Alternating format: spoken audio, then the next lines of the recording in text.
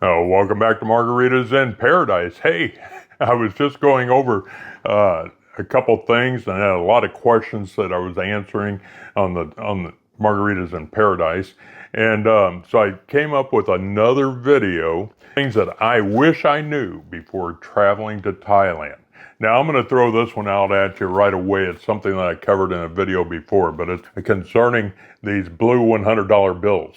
Now I'll tell you what, I just came back from the U.S. and it's a critical situation when you have to look at these bills and find something wrong with them, okay? And as it turns out, I went to cash this bill in just recently. I took it up to the local yellow box TT exchange, and they gave this bill back to me. Now, can you see what's wrong with this bill? But if you look at this side here, really, you can see there's a tear in the middle of that bill. And what happened was they taped this bill. So this is something that they're going to catch every time. It's probably going to be 2 years before I go back to the U.S. But this bill will be going back with me to the U.S. because I know there's no place in Thailand that will accept it. So let's press on to things I wish I knew before coming to Thailand. International driver's license, IDL, that's something that's so easy that you can get with the AAA in the U.S. and there's whatever organization that takes care of international driver's license in your own country. Get an international driver's license. I don't know if you plan on driving or not, but if you do plan on driving, especially a motorbike, you're going to need an international driver's license while you're traveling here in Thailand. You can drive on your own driver's license, but expect to get ticketed. Right now, the fines are like 500 baht, about 15 US dollars or so for a ticket. You know, I know a lot of people, they just take their chances and some people get by with it, but the best thing to do, get an international driver's license. You know, when you go over to a place like Koh Larn or Koh Samui or someplace like that, where getting around on a motorbike is so much easier, so much more convenient, you'll be covered. All right, so let's press on. SIM cards versus international plans. Now, I'll tell you what, that's something I didn't ever give it a thought about when I was in the U.S. and coming over here. I just thought, I'll turn on the international feature on my AT&T SIM card or on the phone. And lo and behold, it costs, I think it's $12 a day when I'm roaming outside the U.S. or when I'm roaming in Thailand on this AT&T card. So there's better options out there. And I'll tell you, if you have an extra phone, or you can take the SIM card out of your phone if it's unlocked, or if you're willing to buy just a cheap phone, then you can come here to Thailand and you can get a SIM card in it, and you can buy it for 10 days or a week or 2 weeks or a month, and longer. And you're looking at approximately, let's say 350 baht or $10 for unlimited Wi-Fi. And you can add a load to it, which will make it easy for you to call outside Thailand and things like that, say back to the U.S. if you need to.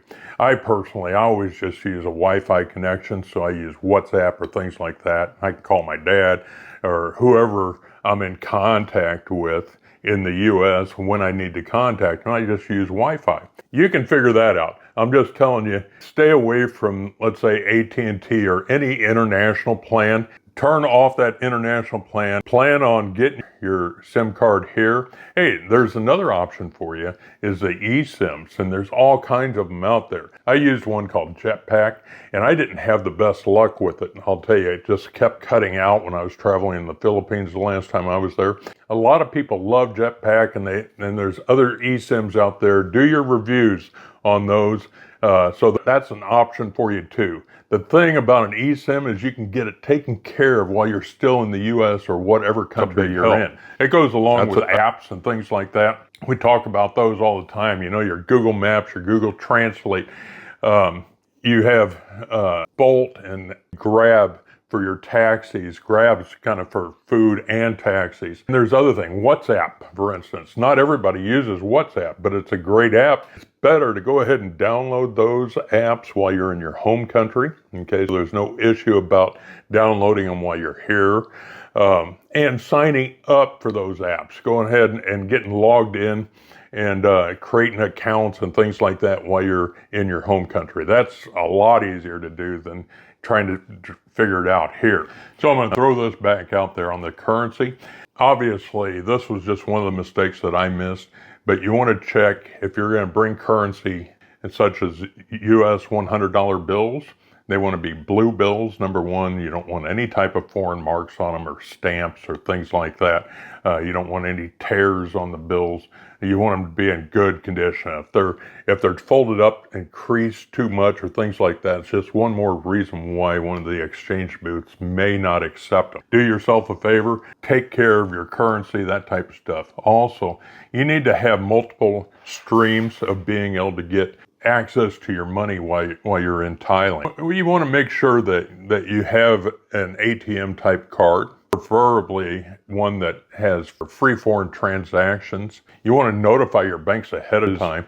I was always concerned when I first got here that everybody was watching me, and I would always want to carry the smallest amount of money possible. If I am using an ATM, I don't use an ATM very often, but if I am using them, I'm going to try to take out as much money as I possibly can from the ATM, say 20 to 30,000 baht. Okay, let's say $600 to $900.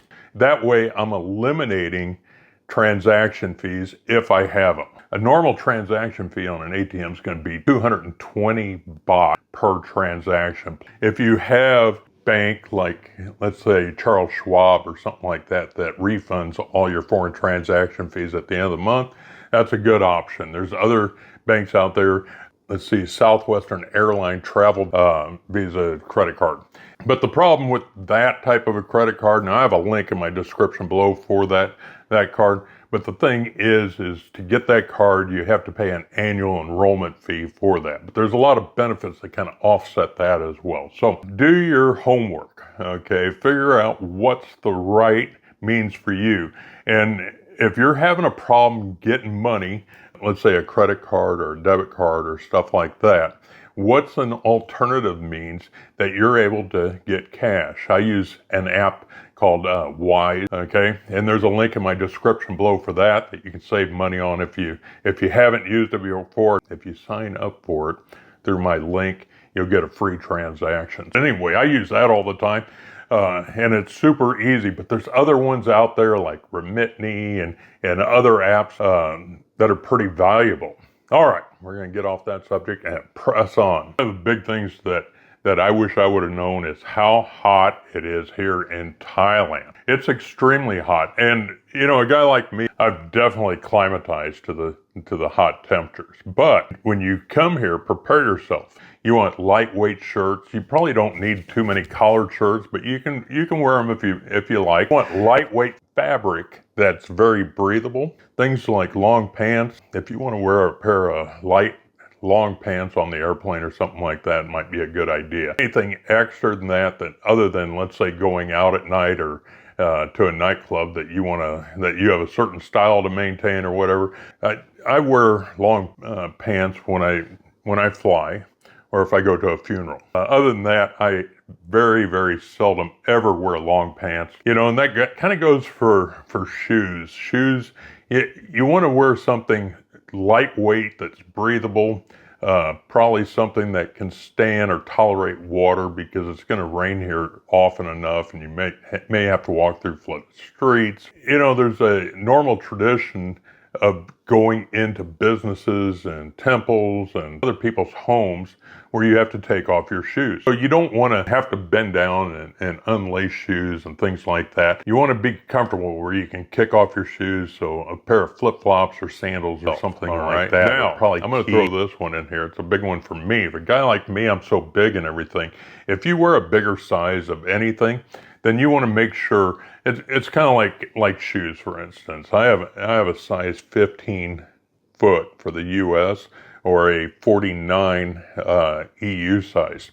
So And there's no finding size 15 or 49s here in Thailand. Zero. You can have them made, and that's going to take a certain amount of time. All right. But, and your only option is to order them from overseas, and flip-flops break. So if you are a size 49, bring an extra pair of flip-flops that you're going to wear a lot here, or sandals, or whatever. Of course, I would always recommend bringing a pair of tennis shoes or something. You know, if you were going to go hiking to the waterfalls and things like that, that's a good option too, to have something, you know, if you're walking extended distances or things like that. And there's even the possibility of having water shoes of some sort. Coral is very sharp if you're swimming or snorkeling or anything like that. People go out on these boats and they jump off the boats and go swimming. They have a heck of time coming up these really thin ladders, the ladder rungs going up back on the boat. But the people with water shoes on can go right up that ladder very easily. So that's something to think about. I'll tell you what, one of the big things that you definitely need to realize is that you have certain weather conditions, and you definitely should plan your itinerary. You need to be flexible. You don't know when it's going to rain, if there's going to be a typhoon that's coming in, or some type of weather condition that's going to change your plans. You have to be flexible, take advantage of your time, and create an itinerary where you're not spending too much time in any one place, but you're able to travel as much as possible while you're in Thailand. Do you know what rights you have in Thailand? You don't have any rights, okay? You're a guest here. For you to be able to say and do certain things, it's just not the way it is. Come here with a good attitude. Come here with an open mind. The last thing that you want to do is say something negative about anything, whether it's the government, the kingdom, Buddhism, anything like that. Try to stay positive about everything. There's certain things that you're not going to like around here. It's like seeing 80-year-old men with 20-year-old women. And that's just the way it is here, you know? So if you don't like that stuff, just stay away from it. Go the other direction. People come here for all kinds of reasons, but if you're coming here looking for a relationship or something like that, I'm telling you what, protect yourself. STDs are rampant in Thailand, and you want to take care of yourself, and especially if you're a big guy. If you need a larger size condom, you're probably not going to find it here in Thailand. Or if you do, they may be a knockoff. When you're protecting yourself, do it the right way. When planning your budget while traveling in Thailand, I'm telling you, do not come here broke. Your budget's going to depend on your lifestyle. As a tourist, I would say that your money goes further in Thailand. Tourist activities are generally expensive on the high end of things that go on here in Thailand. Let's say a taxi from the airport to Bangkok. And it's going to take you about an hour to get into Bangkok by taxi, and maybe an hour and a half to get down to Pattaya by taxi. You're talking about approximately $25 to go for that hour ride from Bangkok airport to downtown Bangkok, about $35 to go down to Pattaya.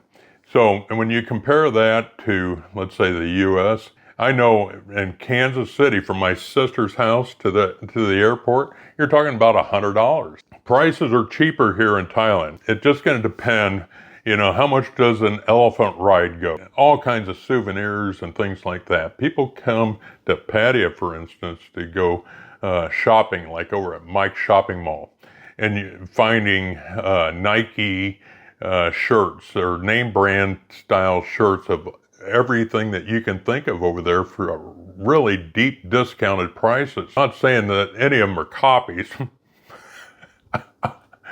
but there probably are some, so you have to be careful about that as well. But people go over there and they fill up entire suitcases full of brand new clothing of all this brand products to travel. So a lot of people don't bring a lot of clothing here because they're relying on picking up clothing here in Thailand. And you can find it all over Thailand at the night markets and small shops like Mike's Shopping Mall or things like that. And we have regular malls, this, that, and the other. But the malls, all originals guaranteed, they're going to probably cost more than what you can get them for in the U.S. I'm just telling you because of import tax and things like that. And thinking about how much will you need for travel while traveling in Thailand. I've done it for as little as $2,500. I'm sure there's people out there that do it on a lot less than that. And there has been times when I've spent $10,000. It's going to depend on your lifestyle and what you do, where you want to eat. If you're gonna eat local, it's going to be cheap. Eat international, if you need to have Italian one night and Russian another, costs more. That includes places like McDonald's. You have to look around, and my advice is to adapt to the local culture, try to indulge yourself, try different things, and enjoy your holiday or vacation, your lifestyle while you're traveling here in Thailand. One last thing when it comes to budgeting, Thailand's a non-tipping country, but I just feel like you shouldn't worry about what other people are doing. Be as generous as you can afford to be. Another thing, when you're looking at accommodations, booking accommodations in the U.S., make sure you're using the reviews, and maybe not only, and let's say you're using Agoda as your accommodation site for finding out or finding the best deals in Thailand. Go to Google to look at reviews as well across the board, the big spectrum. Some of these sites, they edit reviews and maybe not post all the reviews, okay? They only post the best reviews. What really bothers me is when I'm going through reviews and I see reviews that are 2, 3, 4, 5 years old. What's that about? You know, didn't somebody just stay there last month? How many people actually gave a review in the last month for this place? So that's what I'm looking for, is people that are staying there right now. Thailand's known for super hard beds, okay, and I need a comfortable bed. So that's something I always, when I make a review myself, especially here in Thailand, I always mention the comfort levels of the beds. When I do book a hotel, that I don't get a rock hard mattress, a super firm mattress, that type of thing.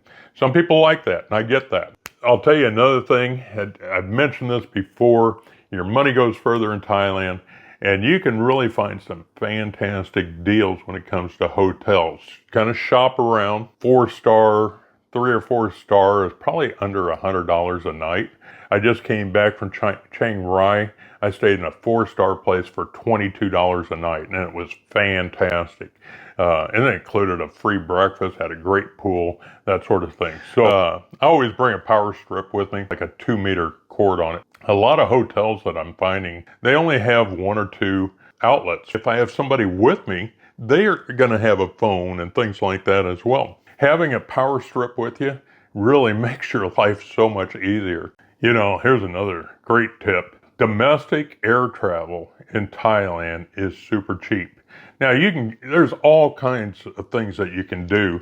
You know, you could, like say, you could rent a motorbike if you wanted to, or rent a car if you're confident enough to get out on the road. There's a lot of options out there. You know, besides renting a car, you can just rent a driver that has a big van. It's a good deal. There's buses that you can get on as well. There's trains. So a lot of people like the idea of getting on the trains and traveling that way. There's sleeper cars available as well. When it comes right down to it, air travel in Thailand is so cheap. All right. You got airlines like Air Asia, which I like. I use them normally. Okay. A lot of people use Lion Air. There's Noke Air. There's all these different airlines. A cost factor of $30 one way that'll take you from Bangkok to Chiang Mai. Okay, now, you know, your taxis are going to cost extra and that type of stuff, but a lot of the hotel accommodations have free transfers from the airport where you call them up and they'll come and get you, take you back to the hotel, and then take you back to the airport when you need to go. A place such as, let's say, Chiang Mai to Phuket, and then let's say Phuket up to Udon Thani or back to Bangkok or things like that are the norm. There's normal routes doing that. So it's something to get on their websites and check out. All right, so here's a couple other things I'm going to throw in there. Mosquitoes, they're real in Thailand. You know, it's when I was always traveling around Minnesota, they always talked about the state bird being a mosquito. I think they are here. They're a lot smaller in Thailand, but there's a lot of them. A lot of people sleep with mosquito nets over their beds. When I go into a hotel, I always carry these plug-ins. There you can get them at the local 7-Eleven. Here is the little mosquito plug-in with one refill cartridge for 99 baht. And here's a refill cartridge that's on sale for 7-Eleven, which is really they don't cost very much. I don't know the toxic levels of those, so you may have to do a little bit of research on them, but I've used them over the years, in the last 10 years, with no problems whatsoever. You know, there's bug spray here that you can get at the local 7-Eleven, Tops, convenience stores, and they're effective. Protect yourself. You know, it's like sunblock. Use sunblock while you're here. Just beautiful skies out there most every day, and lots of sun. But, you know, if you're fair-skinned, you need to wear sunscreen. Okay? You know, I always carry tissue in my back right pocket. I'll tell you what, do not expect to go into a public toilet and there be tissue in there for you. Get used to using the bidet spray gun. Hey, if you haven't done so already, make sure to give me a big thumbs up, that you're hitting that subscribe button. Hit the little bell next to it for future notifications of videos that are coming out. All right, I want to put a special shout out our members only area. That's the Nordy Thai Travel. I appreciate you joining us, man. Florida Gator and Detroit Dan, thank you so much, guys. Jay Barber and Martin, Katie, Matt L, Keith B, Big Slick. How's that weight loss going for you right now? I'm still going. All right, thank you very much, guys. Stan D and Mr. JD. Again, thank you so much, guys. You humble me, you really do. I appreciate you being there, and let me know if I can give you anything extra that you're not seeing from the channel. Then I'll put out a special shout out to Dale and Chiang Rai. Had a good time with you at the Coconuts Bar. All right, well, that's all I have for you today. I hope you enjoyed the video, and we'll see you in the next video. Bye-bye.